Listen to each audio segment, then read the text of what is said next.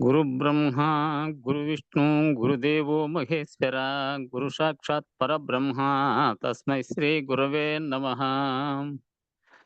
ఓం నమో బ్రహ్మాదిభ్యో బ్రహ్మ విద్యా సంప్రదాయ కర్తృభ్యో వంశ ఋషిభ్యో మహద్భ్యో నమో గురుభ్యః. సర్వోపప్లవరహిత ప్రజ్ఞాన ఘన ప్రత్యగర్ధో బ్రహ్మైవాహమస్మి అహం పదార్థరహితః. గురవే సర్వలోకానాం విషజే భవరోగిణాం నిదయే సర్వవిద్యానాం శ్రీ దక్షిణామూర్తయే నమః. ఓంకారపీఠ సిద్ధాంతం బ్రహ్మ విద్యోపదేశిక శ్రీమన్నారాయణం సూర్యం సద్గురుభ్యో నమో నమః. యాజ్ఞవల్కం చ జనకం సుఖ సాందీపమీశ్వరం కృష్ణమర్జున సంయుక్తం ఉద్ధవం చ నమో నమః. బ్రహ్మానంద యోగీంద్రం రామానంద జ్ఞానేశ్వరః సహజానంద యోగీశ రామావధూత గురుం భజామి. అంబికా శివయోగేంద్రం వేమన యోగి సద్గురుం నిరంజన వెంకయార్య తిరువెంగళ గురుం భజే.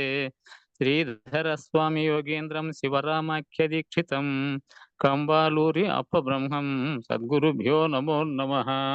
పరశురామ సీతారామ భాగవత కృష్ణయోగినః పీల్కాన లక్ష్మణార్య సద్గురుభ్యో నమో నమః.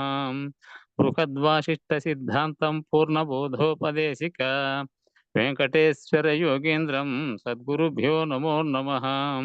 ఆత్మానాత్మమతీతమనిశం కేవలాత్మోపదేశిక వేముల రామయార్య యోగేంద్రం సద్గురుభ్యో నమో నమః.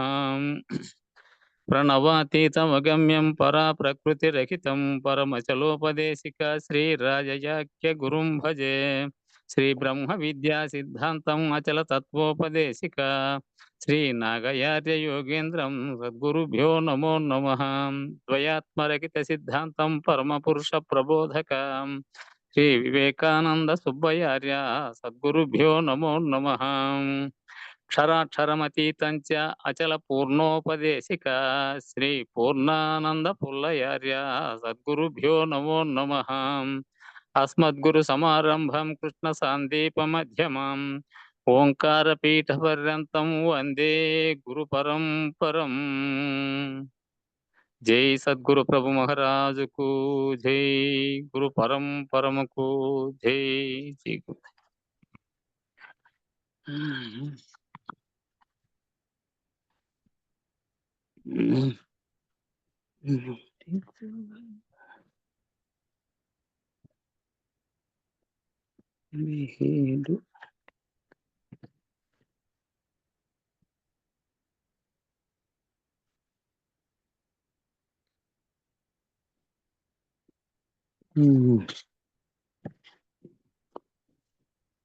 పుట్టు సావులు లేకను ఆది మధ్యాంతములు లేనిదై వికారంబులు లేకను సచ్చిదానందఘనంబైనా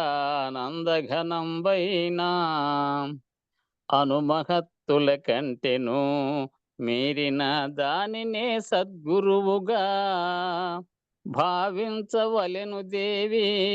భావించి ధ్యానమున చూడవలెను.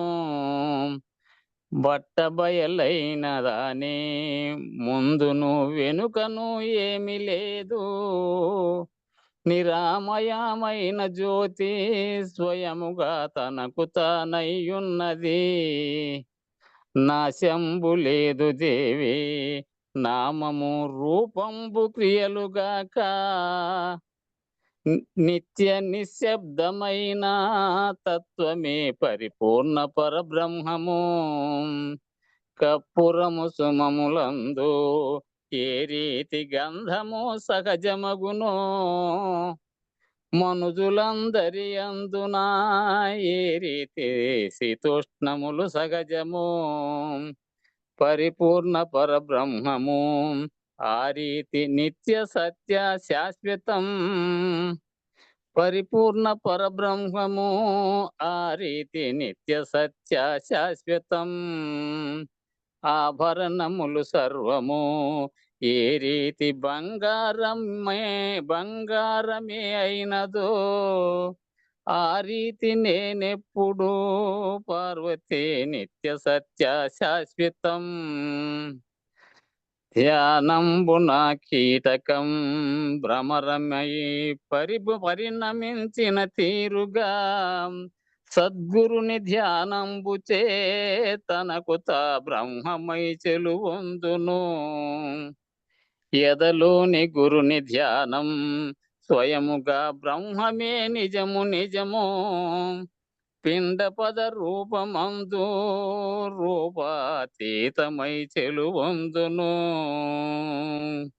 పిండము పదము రూపము రూపాతీతము శబ్దముల వివరం. పిండమంటే ఏమిటి ప్రభువరా పదమెక్కడుండునండి రూపమంటే ఏమిటి రూపాతీతమును తెలుపు మనవి. జై సద్గురు ప్రభు మహారాజుకు జై గురు పరంపరముకు జై. జై గురు. జై గురు. జై గురు.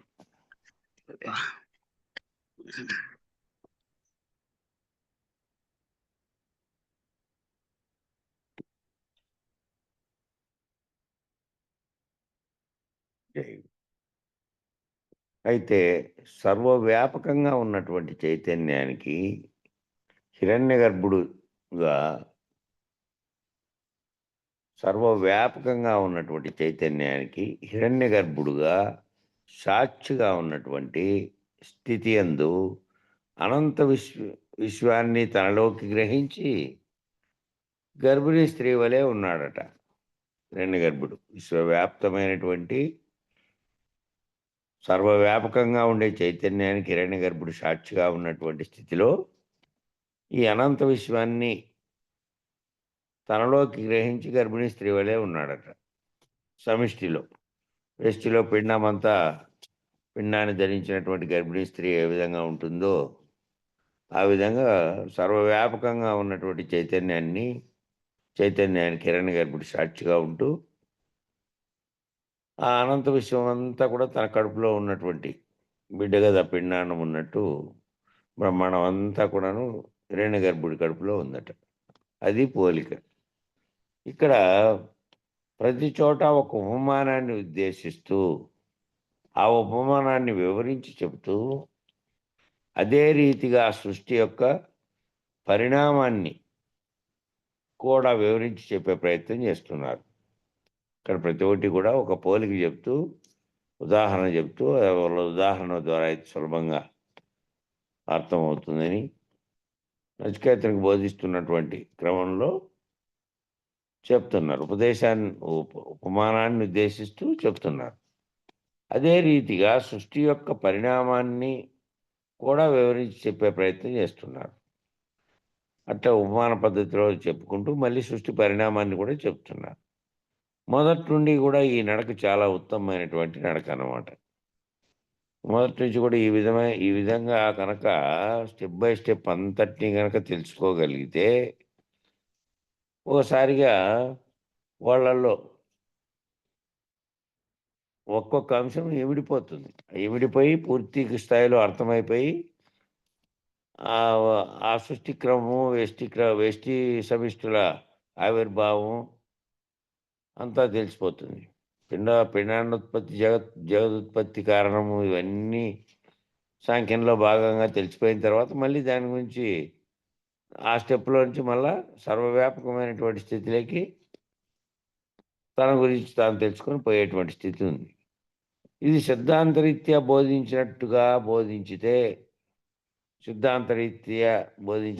కనుక బోధించితే చాలా ముఖ్యమైన విషయాలు చెప్పారు. ఈరోజు వచ్చిన దాంట్లో చాలామంది తక్కువ మంది వచ్చారు ఈరోజు. మరి వాళ్ళు రాత్రి కొంతమంది మేలుకొనే లేకపోతే ఏమిటి కారణం అని తెలియదు. లేదనుకున్నారు. కాబట్టి సిద్ధాంతరీత్యా బోధించినట్టుగా బోధించితే దర్శన రీతిగా గ్రహించగలిగినటువంటి వారు సత్శిష్యులు. సిద్ధాంతరీత్యా బోధించేటప్పుడు ఆ గురువాక్యాన్ని బట్టి దర్శన పద్ధతిలో దాన్ని తమలో గ్రహించగలిగినటువంటి దర్శన పద్ధతిలో అంటే తన మనస్సులో దాన్ని దర్శించగలిగినటువంటి స్థితిలో ఉన్నటువంటి వారేమో సత్శిష్యులు, ఉత్తమమైనటువంటి శిష్యులు. 3 రకాల శిష్యుల గురించి వివరించారు ఇక్కడ కింద. ఇందాక చూసే ముందే నేను ఆ సత్శిష్యులు ఎట్లా అంటే అక్కడ బోధిస్తూ ఉంటే బోధిస్తున్న దాని యొక్క అంతరార్థాన్ని దర్శన పద్ధతిలో గ్రహించగలిగేటువంటి వాళ్ళు సత్శిష్యులు. అలాగాక సిద్ధాంత రీతిని కొద్దిగా తగ్గించి అందుబాటులోకి వచ్చేటట్టుగా వివరణ వ్యాఖ్యాన సహితంగా బోధించినప్పుడు సూచన స్థాయి నుండి వ్యాఖ్యాన స్థాయికి దిగిపోతుంది బోధ. కొంతమంది వాళ్ళు ఇంకా సూచన చేయంగానే దాన్ని బట్టి వెంటనే అర్థం చేసుకోగలిగినటువంటి స్థితిలో కనుక లేకుండా ఉంటే అటువంటి వారికి ఏం చేయాల్సి వస్తుందంటే ఆ స్థాయిలో నుంచి కొద్దిగా తగ్గించి ఈ అందుబాటులోకి వచ్చేటట్లుగా వీళ్ళు గ్రహించగలిగేటట్లుగా వీళ్ళకి అందుబాటు అయ్యే పద్ధతిలో వివరణ వ్యాఖ్యానము అనేది ఒకటి వ్యాఖ్యాన సహితంగా బోధించి అప్పుడు విశ్లేషణ చేసి బోధించాల్సి వస్తుంది అటువంటి శిష్యులకు. అట్లా బోధించినప్పుడు సూచన స్థాయి నుండి వ్యాఖ్యాన స్థాయికి ఆ వ్యాఖ్యానం చెప్తుంటే వ్యాఖ్యానానికి మళ్ళా ఉదాహరణలు జోడించి అనేక అంశాలు జోడించి అట్లా చెప్పాల్సి వచ్చినప్పుడు చెప్తే అట్లా పట్టుకునే శిష్యులు కొద్దురు. సూచన స్థాయిలో తెలుసుకొని సూచన స్థాయిలోనే చెప్తుంటే దర్శించగలిగేటువంటి వాళ్ళేమో సశిష్యులుగా చెప్పారు, ఉత్తమ శిష్యులుగా.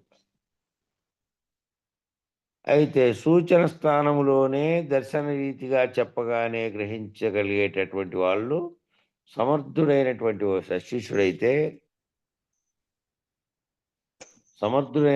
సత్శిష్యుడైతే చూడండి, సూచన స్థానంలోనే దర్శన రీతిగా చెప్పగానే గ్రహించేటువంటి సమర్థుడైన వాడు సత్శిష్యుడైతే వ్యాఖ్యాన సహితమైనటువంటి అక్షరం పోయింది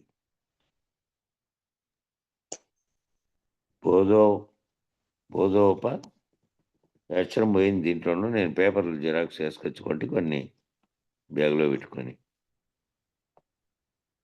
బోధోపదేశం వ్యాఖ్యాన సహితమైనటువంటి బోధోపదేశం తర్వాత అర్థమయ్యేటటువంటి వాడు బౌద్ధికంగా వివరణాత్మకంగా అర్థం చేసుకొని సాధనగా స్వీకరించేటువంటి వాడు శిష్యుడు.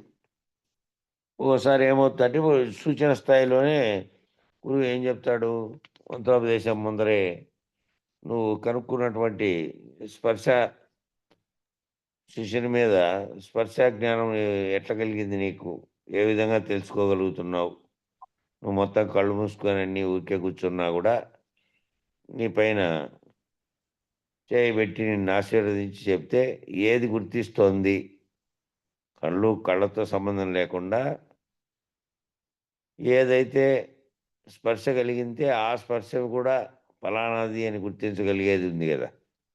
ఆ స్పర్శ కూడా ఇది స్పందిస్తే తెలుస్తుంది, ఈ చర్మానికి తెలియదు. అది చర్మానికి స్పర్శ తెలిసినప్పటికీ ఆ స్పర్శను గుర్తించి ఏది అని కనుక్కునేది ఒకటి ఉంటుంది కదా.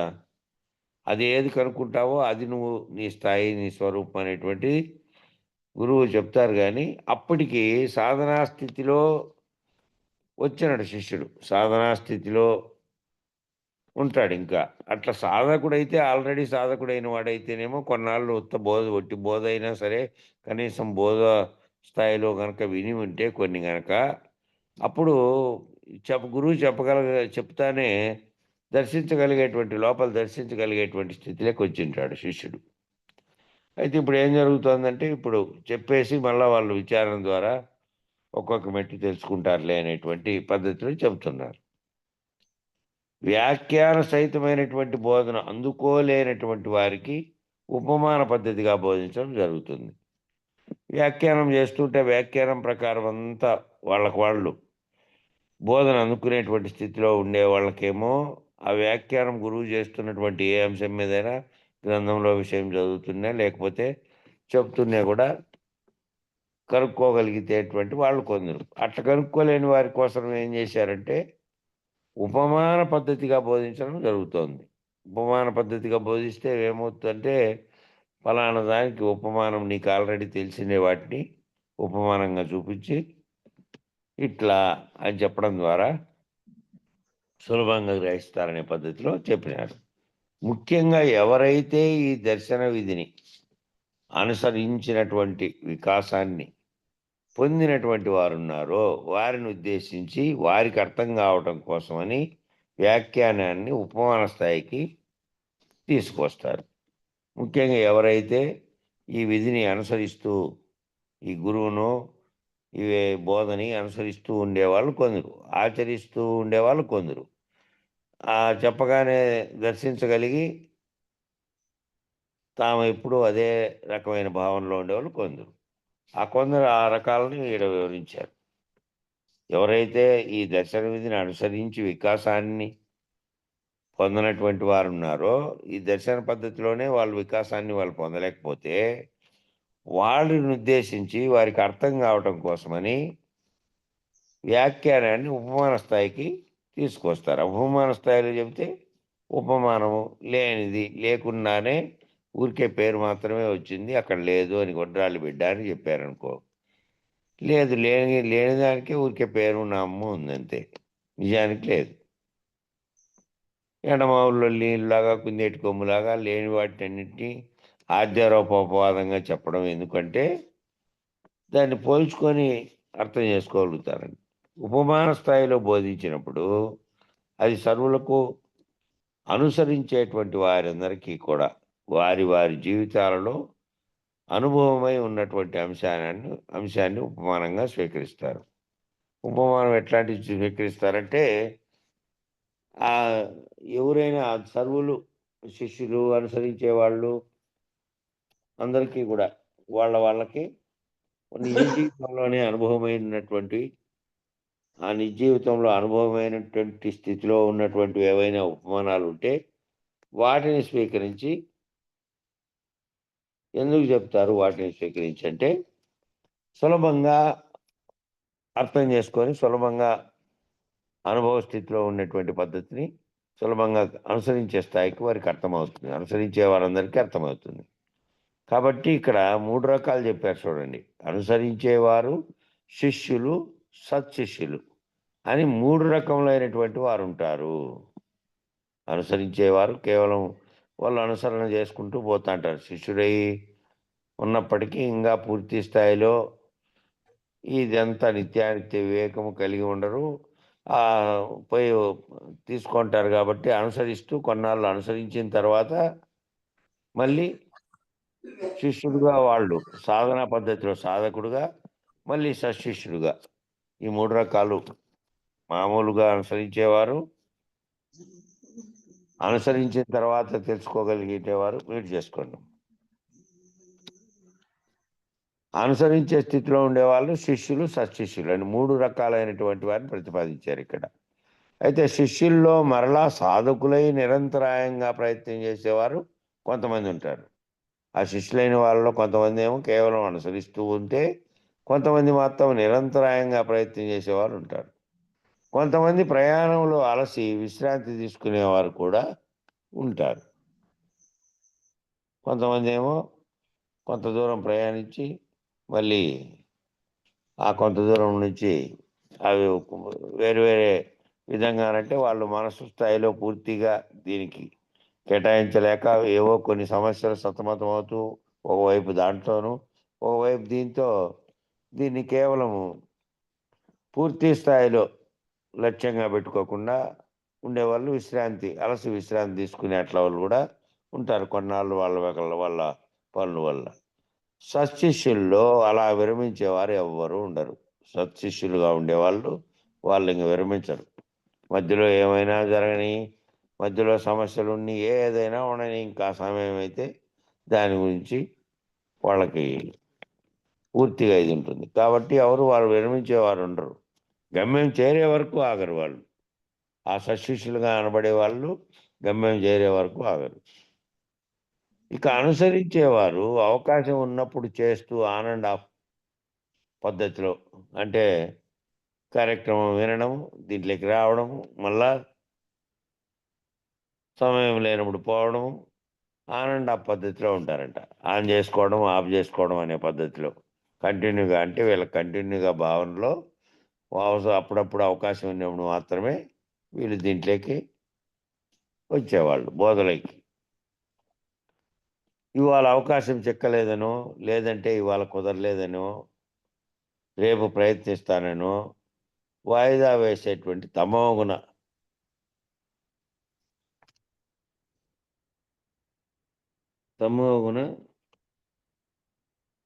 తత్వం. తమోగుణ తత్వమా ఇది? అక్షరం కనపడట్లేదు. అట్లా వాయిదా వేసేటువంటి తమోగుణ పద్ధతిలో ఉండేవాళ్ళు కొంతమంది కలిగినటువంటి వారిని అనుసరించేవారు అంటారు. ఈ వాయిదా వేసి అనుసరించే వాళ్ళు ఎట్లంటే, ఈరోజు అనుసరించారు, రేపు వీలు కాలేదు, రేపు చాలా పనులుండి ఇంకా దీని వైపుకి రాలేదు, మళ్ళీ ఈరోజు వీలు పడలేదు లేని 2 వాయిదా వేసుకొని ఎవరాయమ్మ శంకరమ్మ అంటారు రింగిచ్చింది. వీలు కాలేదని చెప్పి మళ్ళా రేపు ప్రయత్నించేవాళ్ళు. ఇట్లా వాయిదా వేసేవాళ్ళు తమోగుణ పద్ధతిలో ఉండి వారికి వీలైనప్పుడు వాళ్ళు అనుసరిస్తూ ఉంటారు కాబట్టి అనుసరించేవారు వీళ్ళు. కాబట్టి ప్రతి ఒక్కరూ సశిష్యులుగా సూచనా కాలములోనే దర్శన స్థితిని సాధించేటువంటి సమర్థతను సంపాదించాలి. ప్రతి ఒక్కరు కూడా సూచనా కాలంలోనే సశిష్యులుగా దర్శన పద్ధతిని కలిగి ఉండాలంటే వాళ్ళు కొంతకాలం బోధ కనుక విని ఉంటే, ఆ కొంతకాలం బోధలో చెప్తున్నటువంటి దేని గురించి చెప్తున్నారు, ప్రారంభంలో ప్రారంభించేటువంటి సాధకుల లక్షణాలని అవగాహన చేసుకొని సాధకుడిగా మొదలుపెట్టినటువంటి వాళ్ళైతే ఇక వాళ్ళకి దర్శన రీతిలో వాళ్ళు సులభంగా ఈ దర్శన స్థితిని సూచన గురువు గారు సూచన చేస్తూ ఉన్న కాలంలోనే ఒక్కొక్క అంశాన్ని వెంటనే గ్రహించగలిగి దర్శన పద్ధతిలో దాన్ని తెలుసుకోగలిగినటువంటి దాన్ని ఆ స్థితిని సాధించేటువంటి సమర్థతను సంపాదించాలి. అట్లుండేవాళ్ళు సశిష్యులుగా ఉండేవాళ్ళు ఆ విధంగా చెప్తారు. లేదంటే తమో గుణంతో ఏ వాయిదాలు వేసుకునే వాళ్ళకి ఏమవుతుందంటే అనుసరించే పద్ధతిలోనే ఉంటారు తప్ప కొంత 2 రోజులు అందుకోవడము, ఆ స్థితిని గురించి అర్థమై తాను ఆ స్థితిలో భావం చెందే లోపల మళ్ళా ఏవో తనకు పనులున్నాయని వాయిదా వేసుకోవడము, మళ్ళా ఓ 2 నెలలు పోయిన తర్వాత మళ్ళా వచ్చి జాయిన్ కావడము, ఆ రోజు విన్నది ఆ రోజే అయితారు తప్ప ఈ క్రమానుగత పద్ధతి అనేది పోతుంది. ఇప్పుడు గ్రంథం వెళ్తాము ఎవరిస్తారు? శంకరమ్మనేమో రింగ్ చేస్తానే ఉంది. దాంట్లోకి రింగ్ చేసుకోకుండా మన కార్యక్రమంలోకి ఫోన్‌లోకి దీంట్లోకి ఫోన్ చేస్తాందాయమ్మ. ఇక ఈ విధంగా సూచనా కాలంలోనే తెలుసుకోగలిగినటువంటి సమర్థతను సంపాదించాలంటే వాళ్ళు నిరంతరము వింటూ పోవాలి. ఎప్పుడో సంవత్సరంగా ఒక పద్ధతి చెప్పాడిక్కడ. ఇక సాధకుడుగా ఉండి నాకు తెలియబడకపోయినా నేను ప్రతిరోజు గురువాక్యము వినుకుంటూ, విచారణలో పాల్గొంటూ, సత్సంగంలో పాల్గొంటూ, సాధన చేసుకుంటూ, ఆ సాధకుడుగా ఒక్కొక్క మెట్టు ఎక్కిపోయే రకం ఒకటి. ఇంక మూడో రకమైనటువంటి చెప్పుతూ, బోధిస్తూ ఉన్నప్పుడే దర్శన పద్ధతిలో తన మనోపలకం మీద దాన్ని తెలుసుకోగలిగినటువంటి సశిష్యుడు. ఈ రకంగా 3 చెప్పారు. ఈ మూడిట్లో 3 సాధనతో రోజువారీ వెంటనే దర్శించగలిగేటువంటి స్థితి లేకపోయినప్పటికీ సాధకుడుగా గట్టిగా ఉన్నా కూడా మళ్ళా ఆ సాధకుడు గ్యారంటీగా ఈ స్థితిని పొందుతాడు. ఇక వాయిదాల పద్ధతిలో ఉండేవాళ్ళు కష్టం. కాబట్టి ఏ పదం గురువాక్యంగా ఉచ్చరించబడితే ఆ పదాన్ని యథాతథంగా గురువు హృదయంలో ఉండి దర్శించేటటువంటి సమర్థత సంపాదించిన వారు ఎవరో వారే సశిష్యులు. ఉత్తమ శిష్యులు అంటే ఎట్లాంటి వాళ్ళు అంటే, ఏ పదం గురువాక్యంగా ఉచ్చరించబడిందో, ఆ పదాన్ని యథాతథంగా గురువు హృదయంలో ఉండి ఏ పదాలైతే చెప్తున్నాడో గురువు, ఆ పదాలని యథాతథంగా ఎట్లా వినాలి అంటే, గురువు హృదయంలో ఉండి వీక్షించేటువంటి సమర్థత. తానే గురువు హృదయంలో ఉండి దాన్ని దర్శించగలిగినటువంటి సమర్థతను సంపాదించిన వారు ఎవరున్నారో వారే సశిష్యులు అంటున్నారు.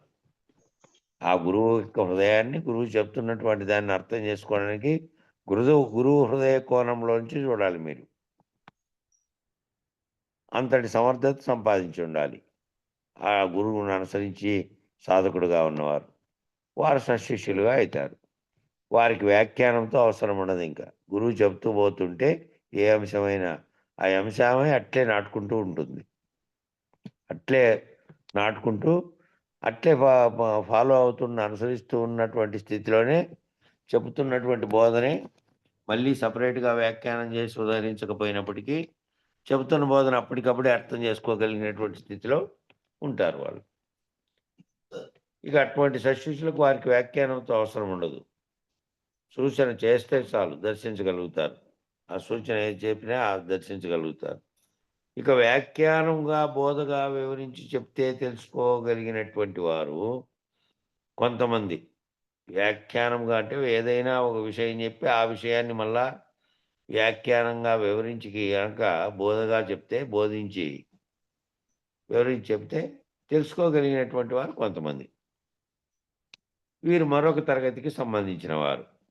ఇది ఇందులో కొంచెం ఓ రకమైన తరగతికి చెందినవారు. వీళ్ళు వివరించి చెప్తే తెలుసుకోగలరు. మామూలుగా వ్యాఖ్యానం చేసుకుంటున్నటువంటి బోధ చెప్తున్నటువంటి విషయాన్ని మళ్ళా వ్యాఖ్యానం చెప్పి దానికి ఉదాహరణలు చెప్పి ఆ శిష్యునికి అర్థమయ్యే స్థితిలో వివరించగలిగితే తెలుసుకోగలిగినటువంటి వారు కొంతమంది. వీరు మరొక తరగతికి సంబంధించిన వారు. వీరి శిష్యులు. ఇక బోధించినప్పటికీ కూడా గ్రహించలేనటువంటి కొద్దిగా మందబుద్ధి కలిగినటువంటి వారి కొరకు ఉపమేయ పద్ధతిలో చెప్పబడుతుంది. ఆ ఉపమేయ పద్ధతి ఎందుకు చెప్తున్నారు అంటే, వాళ్ళు దాని యొక్క సూచన చెప్తున్నటువంటి విషయం, బోధ చెప్తున్నటువంటి విషయంలో ఉన్నటువంటి అంతరార్థాన్ని నేరుగా వాళ్ళంతకు వాళ్ళు గ్రహించగలిగినటువంటి వ్యాఖ్యానంతో చెప్పినా సరే, వివరించినా సరే తెలుసుకోలేనటువంటి, బోధించినప్పటికీ కూడా గ్రహించలేనటువంటి వాళ్ళ కోసం, కొద్దిగా మందబుద్ధి కలిగినటువంటి వారి కోసం వీళ్ళకు పద్ధతులు చెబుతారు. ఉపమేయ పద్ధతి అంటే ఉపమేయమైనటువంటి లక్ష్యార్థము ఏదైతే లక్ష్యార్థం ఉందో ఉపమేయమైనటువంటిది ఉపమానంగా చెప్పేటువంటి వాచ్యార్థం. వాచ్యార్థం అంటే నేరుగా ఆ చెప్తున్నటువంటి బోధ పదాలకు అర్థం. అది వాచ్యార్థం. అయితే వాటికి లక్ష్యార్థము ఏ లక్ష్యంతో చెప్పబడుతున్నారు, ఏ లక్ష్యం కొరకు చెప్పబడుతున్నారో అది ఉపమేయం. ఈ రెండింటి మధ్య గల సామ్యము పోలిక ద్వారా వివరించి చెప్పబడుతుంది. ఈ రెండింటి మధ్య గల సామ్యము పోలిక ద్వారా వివరించి చెప్పబడుతుంది. ఇక్కడ ఉపమానంగా ఏమి స్వీకరించారు అంటే, ఒక ఉపమానాన్ని స్వీకరించారు ఇక్కడ. సృష్టి క్రమాన్ని వివరిస్తూ యముడు నచికేతునికి ఒక ఉపమానాన్ని స్వీకరించి ఉపమానం చెప్తున్నాడు. ఏమనంటే గర్భిణీ స్త్రీని స్వీకరించారు ఇక్కడ. గర్భిణీ స్త్రీని స్వీకరించి పోల్చారు. గర్భిణీ స్త్రీ ఒక మనిషా? ఇద్దరు మనుషులా?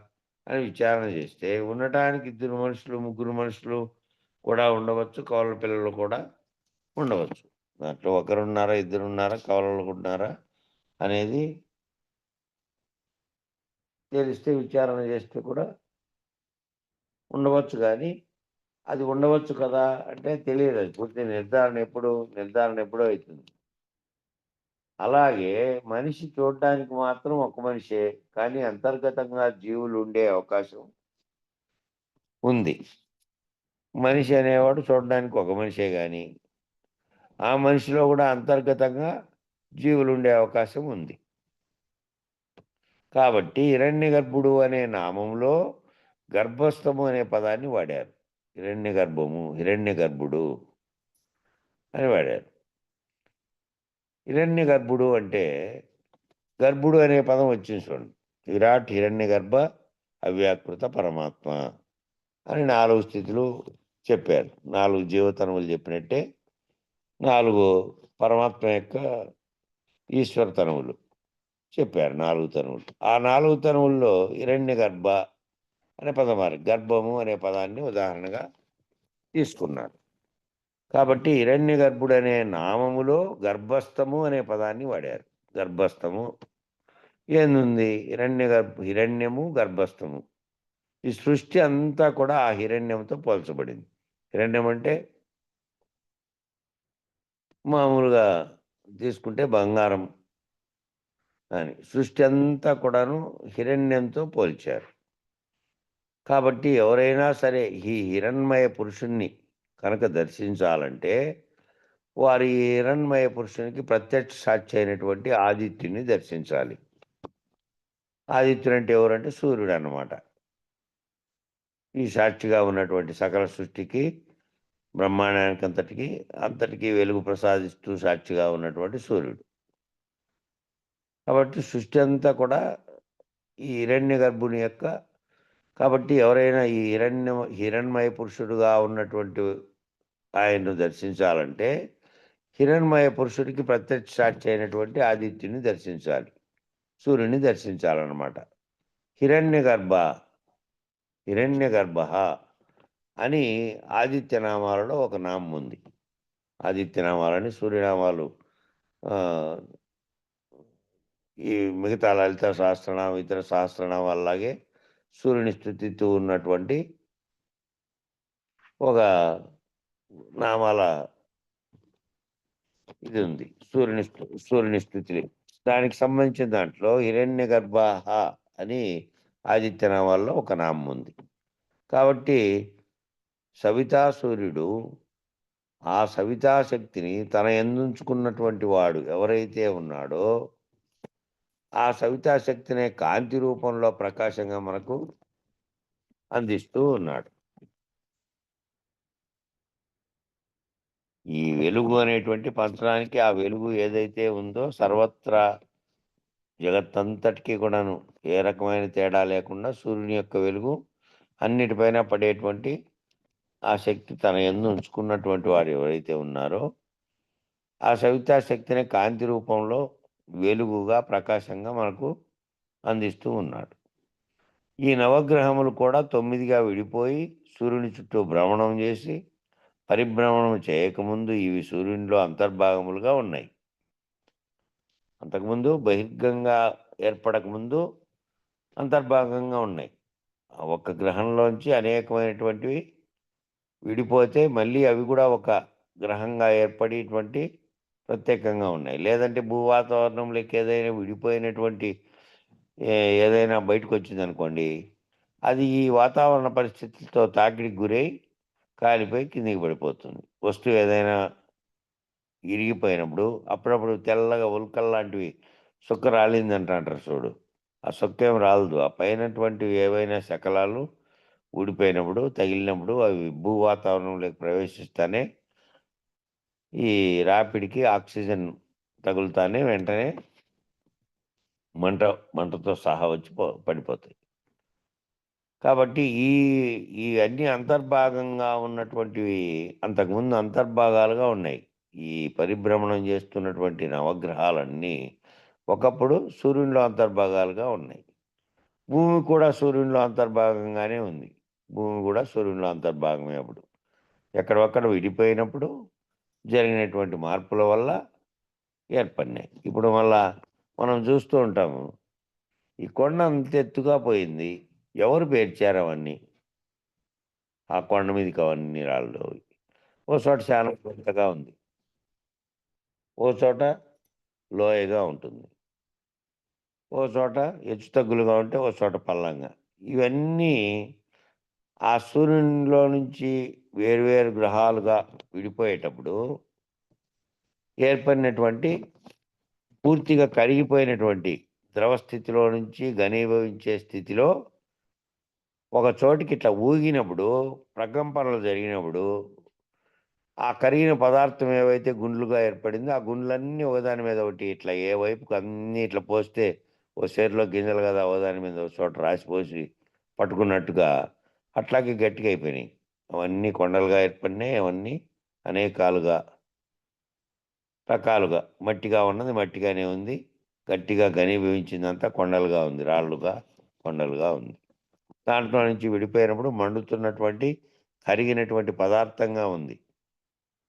అప్పుడు అట్లా ఏర్పడే సమయంలో భూమి ఏర్పడే సమయంలో అట్లా భూమి కూడా సూర్యునిలో అంతర్భాగంగానే ఉంది మొదట.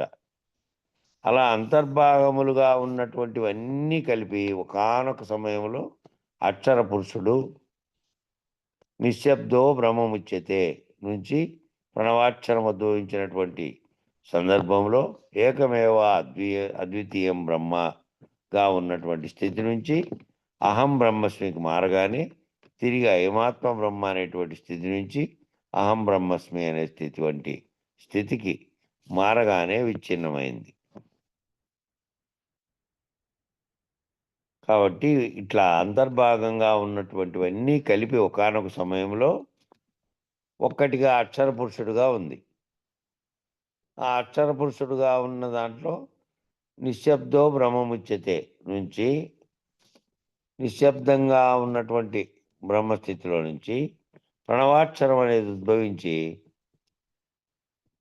ఆ ఉద్భవించిన సందర్భంలో ఏకమేవ అద్వితీయం బ్రహ్మగా ఉన్నటువంటి స్థితి నుంచి ఏకంగాను రెండో ద్వితీయం లేనటువంటి అద్వితీయంగాను ఉన్నటువంటి బ్రహ్మంగా ఉన్నటువంటి స్థితిలో నుంచి ఆ ఏదైతే ప్రణవాక్షరం ఉద్భవించి ఆ ప్రణవాక్షరము ఉద్భవించిన తర్వాత ఏర్పడినటువంటి పరిణామక్రమంలో అన్నీ ఏర్పడినాయి. ఒకటి నుంచి అనేకంగా ఏర్పడినటువంటివి ఏర్పడి ఆ బ్రహ్మగా అద్వితీయంగా ఉన్నటువంటి బ్రహ్మస్థితి నుంచి అహం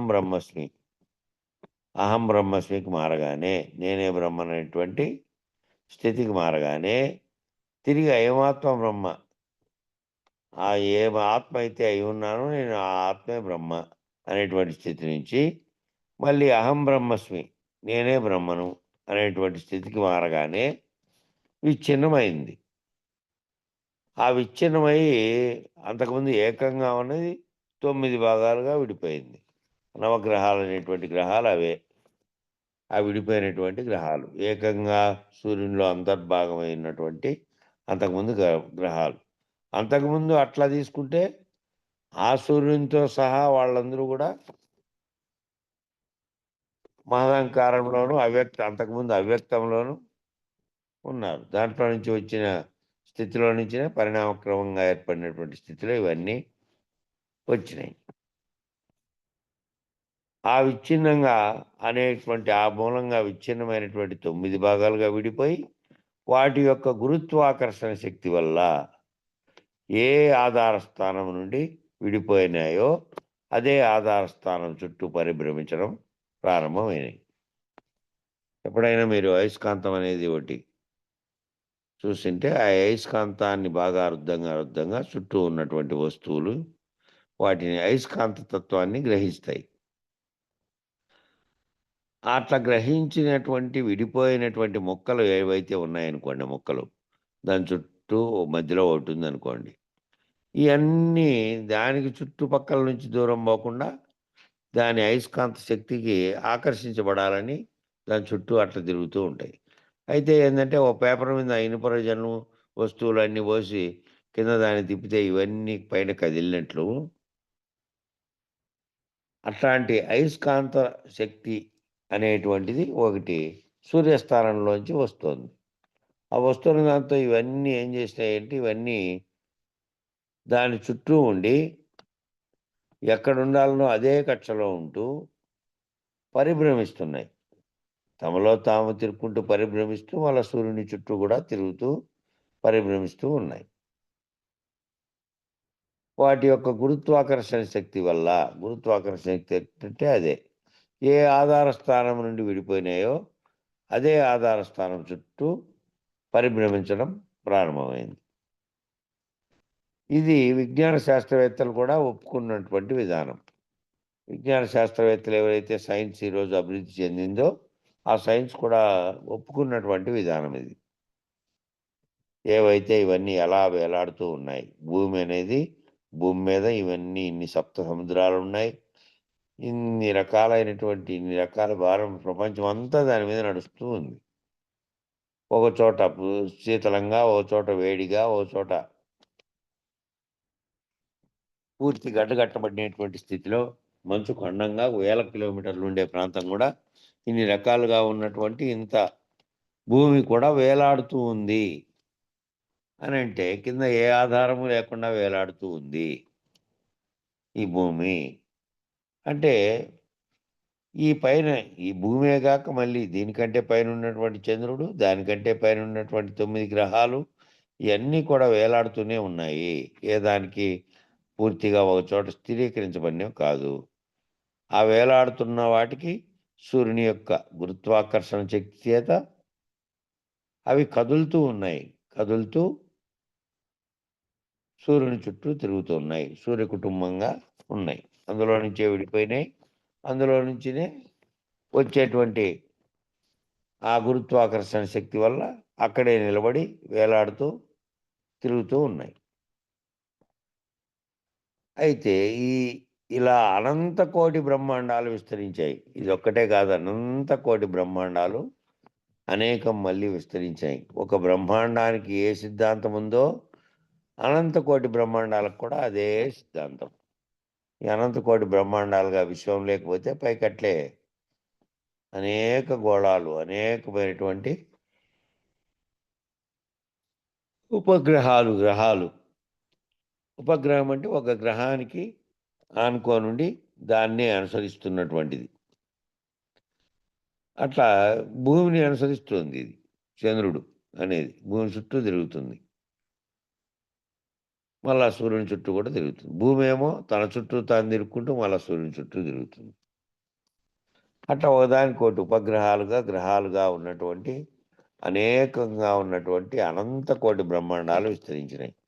ఒక సూర్యమండలము, దాని చుట్టూ ఉన్నటువంటి భూమి, జీవులు లెక్కేసుకుంటే అట్లాంటి అనంత కోటి బ్రహ్మాండాలు, అంటే పైన ఇంకా అనేకమైనటువంటి వేరు కుటుంబాల్లో సూర్య కుటుంబం ఉన్నట్లే ఏదైనా ఒక పెద్ద నక్షత్రం అటువంటిది ఆకర్షించేది ఉంటే దాని చుట్టూ కూడా ఏర్పడినటువంటి గ్రహాలు దాని చుట్టూ తిరుక్కుంటూ వలయంలో విస్తరించినాయి అనంత కోటి బ్రహ్మాండాలుగా. ఈ బ్రహ్మాండాలన్నిటికీ కూడా ఒకటే సిద్ధాంతం. మరలా తిరిగి విరమించేటప్పుడు కూడా ప్రళయకాలంలో ఎలా వచ్చినాయో అలా విరమిస్తాయి. ఫస్ట్ సృష్టించినప్పుడు ఏ విధంగా వచ్చినాయో, సృష్టి జరిగినప్పుడు మళ్ళా విరమించేటప్పుడు కూడా ప్రళయకాలం జరిగినప్పుడు అదే పద్ధతిలో ఒక దాంట్లో కోటి ఎట్లొచ్చాయో అట్లా విరమించబడతాయి. మరలా అదే ఆధార స్థానమైనట్టి హిరణ్య గర్భకోశంలోకి ఇవన్నీ అంశాలుగా చేరిపోతాయి.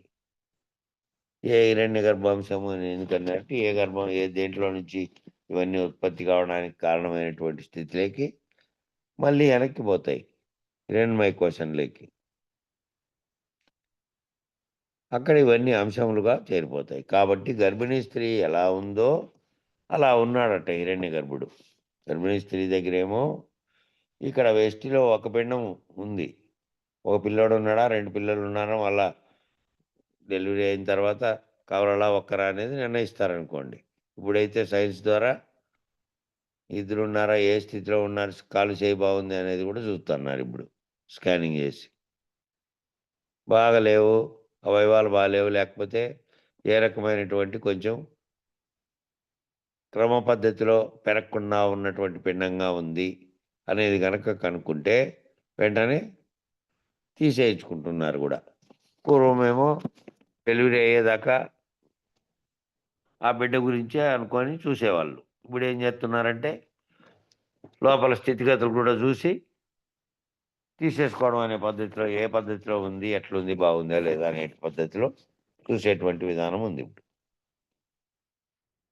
కాబట్టి ఈ గర్భంగా పోల్చబడినటువంటి దాంట్లో ఒక జీవో, ఇద్దరు జీవులో వచ్చే అవకాశం ఉంటుంది. కానీ ఈ అనంత కోటి బ్రహ్మాండాలన్నీ కూడా ఉండేటువంటి గర్భం ఏది అంటే హిరణ్య గర్భుని యొక్క గర్భంగా పోల్చినారే దాంట్లో మొత్తం బ్రహ్మాండం అంతా దాంట్లో ఉంది. ఆ బ్రహ్మాండం యొక్క ఆ హిరణ్య గర్భుని యొక్క గర్భంలో కాబట్టి గర్భిణీ స్త్రీకి ఎందుకు పోల్చారు అంటే గర్భిణీ స్త్రీ ఎలా ఉందో అలా ఉన్నాడట హిరణ్య గర్భుడు, బ్రహ్మాండాన్ని అంతటి తన కడుపులో పెట్టుకొని. అలా ఉన్నట్టి గర్భిణీ స్త్రీ తన గర్భం నుండి జీవుల్ని జఠరాగ్ని ఆధారంగా పోషిస్తూ ఉంటుంది.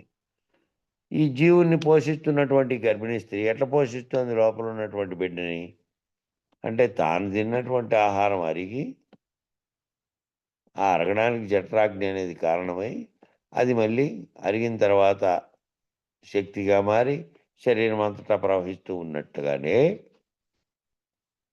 తాను తిన్ని పదార్థంలో నుంచి అరిగించబడినటువంటి పదార్థమే కొంత ఆ జఠరాగ్ని ఆధారంగా తనలోకి చేరినటువంటి శక్తి ఆ బిడ్డకు ప్రసాదిస్తూ ఉంటుంది. ఎందుకంటే ఆవిడ తినేటువంటి ఆహారం చేతనే లోపల ఉన్నటువంటి శిశువులు పోషించబడుతూ ఉంటాయి. మరి కడుపులో బిడ్డ ఎక్కడి నుంచి పోషించబడుతుంది? ఈ తల్లి తినగలుగుతుంది, తిన్న తర్వాత అది అరిగిపోతుంది జఠరాగ్ని వల్ల. అరిగిపోయింది అనుకో, అరిగిపోయిన పదార్థం మళ్ళీ శరీరం అంతటా వ్యాపిస్తుంది కాబట్టి ద్రవ రూపంలో ఆ కడుపులో పెరుగుతున్న బిడ్డకు కూడా అందుతుంది, పోషించబడుతూ ఉంటుంది. అలాగే హిరణ్య గర్భుని యొక్క అగ్నితత్వ ప్రభావం చేతనే ఆ లోపల ఉన్నటువంటి జీవులన్నీ పోషించబడుతూ ఉంటాయి.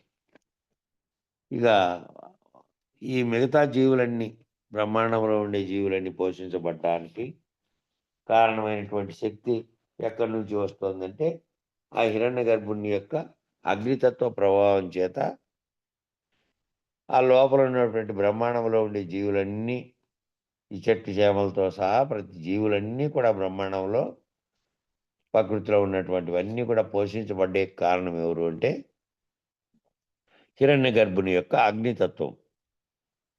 ఆ అగ్నితత్వమే జీవుల్లో జఠరాగ్ని అనేటువంటి అగ్నితత్వం వల్ల ఆ శరీరం తిన్నటువంటి పదార్థం శక్తిగా మారి సర్వత్రా వ్యాపించి మళ్ళీ ఆ బిడ్డకు కూడా కలగజేసినట్టే హిరణ్య గర్భుని యొక్క అగ్నితత్వ ప్రభావం చేతనే ఆ లోపల ఉన్నటువంటి జీవులన్నీ పోషించబడుతూ ఉన్నాయి. సమస్త జీవులను తనలోనికి ప్రళయకాలంలో సంగ్రహించి శివుడు సమస్త జీవులను తనలోనికి ప్రళయకాలంలో సంగ్రహించి తిరోధాన అనుగ్రహము అనేటువంటి పద్ధతిగా వాటిని కొంతకాలం తనలో ఉంచుకొని మరలా సృష్టి ప్రారంభ కాలంలో వాటిని యథాతథంగా యుగవత్ సృష్టిగా ఆ యుగం ప్రారంభమైనటువంటి యుగం అప్పుడప్పుడు యుగం ప్రారంభమై మళ్ళీ ఆ యుగాలన్నీ అంతరించి మళ్ళా కల్పాంతంగా మొత్తం అంతా అంతరించే స్థితిగా ఉంటుంది. ఈ విధంగా ప్రళయకాలంలో సంగ్రహించిన దాన్ని తిరోగాన అనుగ్రహం అనేటువంటి పద్ధతిలో కొంతకాలం తనలో ఉంచుకొని మరలా సృష్టి ప్రారంభ కాలంలో వాటిని యథాతథంగా యుగవత్తుగా సృష్టిగా విడుదల చేశాడు. సృష్టి ద్వివిధంబులు. సృష్టి అనేటివి రెండు రకాలైనటువంటి క్రమసృష్టి, యుగవత్ సృష్టి. క్రమసృష్టి, యుగవత్ సృష్టి. యుగవత్ సృష్టి అనే దానికి నాంది పలుకుతున్నారు. ఇక్కడ గర్భిణీ స్త్రీ అని చెప్పడం ద్వారా అంటే అర్థం ఏమిటంటే మానవులనే కంటున్నారు. ఏ జాతికి చెందినటువంటి ఏ రకమైనటువంటి స్థితి కలిగినటువంటి వారు ఆ రకమైన వారికే జన్మనిస్తున్నారు. ఇది సృష్టి ధర్మం కదా. ఏ రకమైనటువంటి జీవి ఆ రకమైనటువంటి జీవి. ఆవు దూడని, అట్లాగే ఓ పురుగు ఆ కీటకం యొక్క గుడ్లు పెట్టి మళ్ళీ దాంట్లో అట్లాంటి కీటకాన్నే, అట్లాగే మనుషులు మళ్ళా మనుషులుగా ఉండేటువంటి స్థితిలో ఉన్నటువంటి ఏ జీవి ఆ జీవినే కంటోంది, ఆ జీవినే సృష్టిస్తోంది. కాబట్టి మానవులంటే మానవులనే కంటున్నారు. ఏ జాతికి ఏ రకమైనటువంటి స్థితి కలిగినటువంటి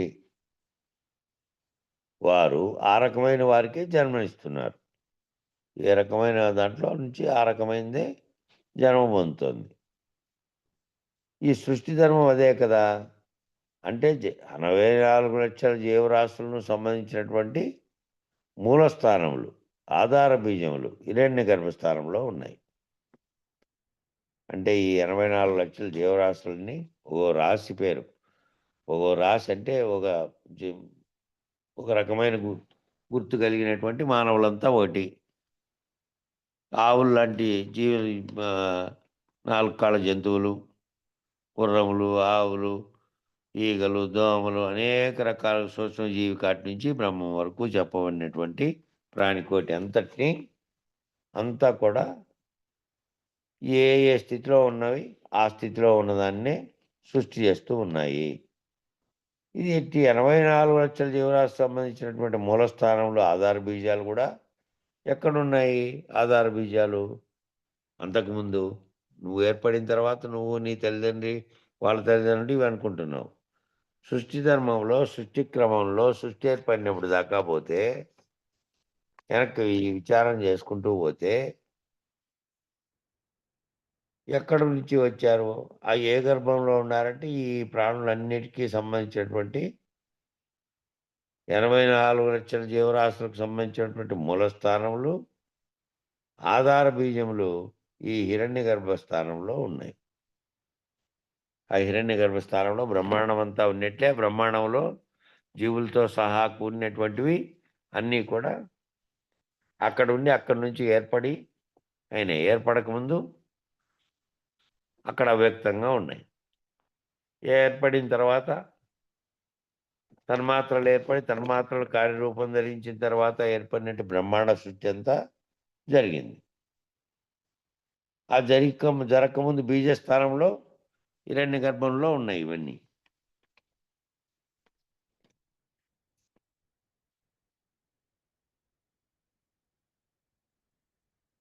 మరలా పునఃసృష్టి కాలంలో 84 లక్షల జీవరాశులు విడుదల చేయబడినాయి.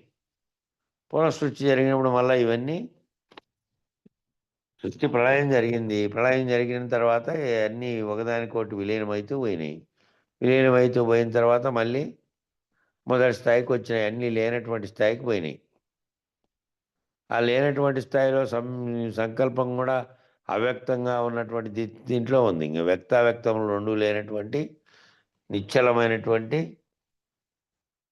బయలుగా ఉన్నటువంటి స్థితిలో ఉన్న దాంట్లోనే ఈ రకమైనటువంటి సంకల్పం అనేది ప్రాణం పోసుకొని ఆ సంకల్ప స్థితిలో నుంచి మళ్ళీ వ్యక్తం కావడానికి జరిగినటువంటివి అన్నీ కూడా మరి అంతవరకు ఎక్కడ ఉన్నాయి?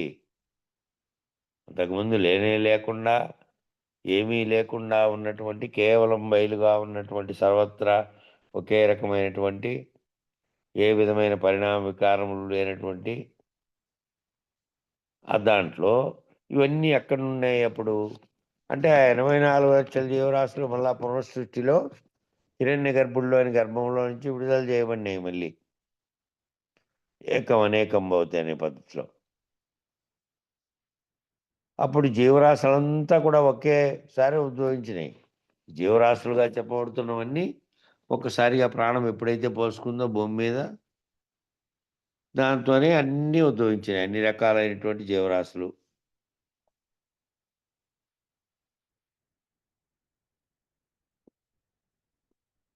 అట్లా వచ్చినటువంటి ఒకేసారి ఉద్భవించిన దాంట్లో డార్విన్ థియరీ ఇక్కడ పోయిందన్నమాట. ఇంతకుముందు నేను ఒకసారి డార్విన్ థియరీ చెప్పా మీకు, ఎప్పుడో చాలా రోజుల కిందట. మరి గుర్తుందో లేదో, ఎంతమంది గుర్తుందో? డార్విన్ అనేటువంటి సిద్ధాంతకర్త పరిణామ సిద్ధాంతాన్ని రాశారు ఆయన. 250 60 ఏళ్ళు అయిండొచ్చు. అది మొట్టమొదటిసారిగా ఆయన ప్రతిపాదన ప్రపంచానికి పెట్టి. దాంట్లో పరిణామ సిద్ధాంతంలో ఏం చెప్పాడంటే వేరు జీవులు ఒక్కొక్కసారి వేరు రూపాలని సంతరించుకొని పరిణామం చెందినాయి. పరిణామం చెంది ముందు దశలో ఇట్లా లేడు. మానవులు కూడా ఫస్ట్ కోతిలాగా ఉండి పరిణామ క్రమంలో శరీరాకృతి మారుతూ వచ్చింది అనేటువంటి వివరణ ఇచ్చారు. ఇప్పుడు ఆ థియరీ ఈడ పోల్చుకోవాలంటే కుదరదు. ఇది ఇక్కడ ఏం చెప్తున్నాడంటే 84 లక్షల జీవరాశులన్నీ కూడా అవన్నీ ఒకసారే ఉద్భవించినాయి వేరుగా. చీమగా, దోమగా, బ్యాక్టీరియాగా, ఇతరత్రా ఉన్నటువంటి అన్ని రకాల ఆకారాలు ఒకేసారి ఒకే రకంగా ఉద్భవించినాయి. కొంచెం ఆధునికంగా పోవడం అంటే ఏంటంటే, ఓ జంతు స్థితిలో ఉంటే జుట్టు ఎరబోసుకొని ఏ రకమైన స్థితిలో లేకుండా ఇప్పుడు నాగరిక స్థితిలోకొచ్చాడు కాబట్టి తల దూకుంటున్నాడు, బట్టలు ధరిస్తున్నాడు, కటింగ్ చేసుకుంటున్నాడు, నీట్‌గా ఇవన్నీ చేస్తున్నాడు. ఇవన్నీ ఏవి? ఈ యేసుకున్నటువంటి రూపాల్లో చేసుకున్న మార్పులొచ్చుండొచ్చు గానీ, జీవులు పరిణామం చెంది దాంట్లో నుంచి వచ్చాయంటే మరి ఆ స్థితి లేకుండా ఉండిపోవాలి. ఇప్పుడు కోతులనేటివి లేకుండా అంతరించిపోవాలి గదా! అప్పుడు. కోతి పరిణామం చెంది, పరిణామ దశలో తోక ఊడిపోయి, ముఖం మళ్ళా మనిషి ఆకృతిగా మారి, శరీరం నిటారుగా నిలబడి, వంకొని నిలవకుండా నిటారుగా నిలబడి నడిచే స్థితి వచ్చింది అనేది డార్విన్ చెప్పాడు. డార్విన్ సిద్ధాంతంలో. డార్విన్ థియరీ అనే దాంట్లో జీవుడు ఒక రకమైనటువంటి స్థితిలో నుంచి పరిణామం చెందాడు. పరిణామం చెందినప్పుడు కొన్ని మార్పులు జరిగినాయి. కొంతవరకు వాస్తవం ఉండొచ్చు గానీ, ఇట్లా పరిణామం మొత్తం ఒక జీవి నుంచి ఇంకో జీవికి చెందేది లేదు. చెందాడు అనుకున్నామనుకో, ఆ చెందినటువంటి ఏ జీవి నుంచి చెందాడో అది అంతరించిపోయి ఉండాలి గదా! ఇంకా. అట్లా పోవట్లేదు అని ఇక్కడ చెబుతున్న సిద్ధాంతం ప్రకారం ఈ డార్విన్ థియరీ మన వేదాంత సిద్ధాంతం ప్రకారం చెల్లదు అని తేల్చేశారు. డార్విన్ థియరీ ఇక్కడ పోయిందన్నమాట.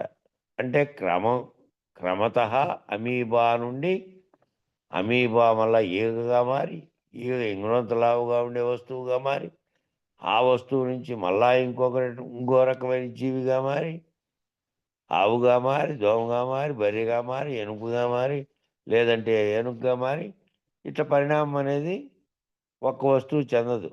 వేరు వేరు వస్తువులు వేరు వేరు దాంట్లకున్నాయి. వాటి లక్షణాలు వాటికే ఉన్నాయి.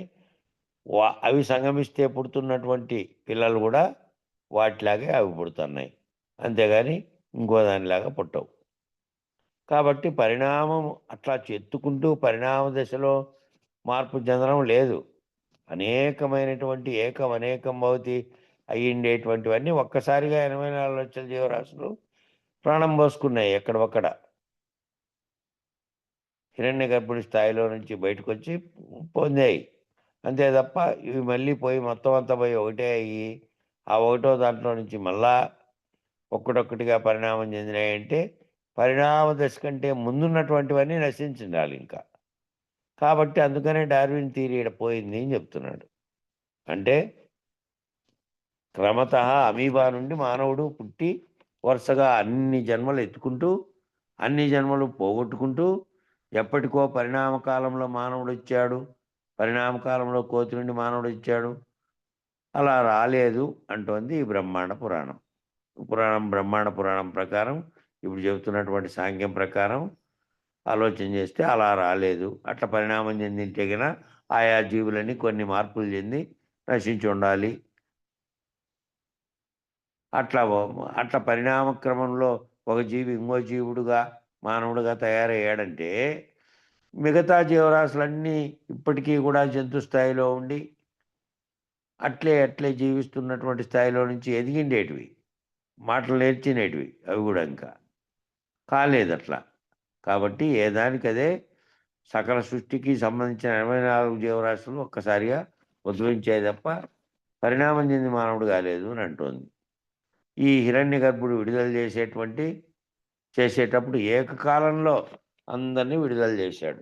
లైవ్ అయినటువంటి వాళ్ళందరినీ ఒకేసారి విడుదల చేశాడింకా. పరిణామ క్రమంలో అప్పుడప్పుడు వచ్చినారు అనేది రాలే. ఎప్పుడైనా పరిణామ సిద్ధాంతం తెలుసుకోవాలంటే కూడా చదువుకోవచ్చు గానీ, చిన్న బుక్కే ఉంది అది తెలుగులో అనువాదం చేశారు. ఎవరు అంటే, మన తెలుగు రచయిత ఎవరో ఒకాయన చేశారు. పేరు వెంటనే గుర్తు రావట్లేదు. డార్విన్ పరిణామ సిద్ధాంతం విశాలాంధ్ర బుక్ హౌస్‌లో దొరుకుతదది. అది ఎప్పుడో చదివించి మేము 22 ఏళ్ల, 23 ఏళ్ల వయసులో చదివామది. డార్విన్ పరిణామ సిద్ధాంతాన్ని. సైన్స్‌లో వచ్చింది కాబట్టి ఆ కాలంలో చదివాం.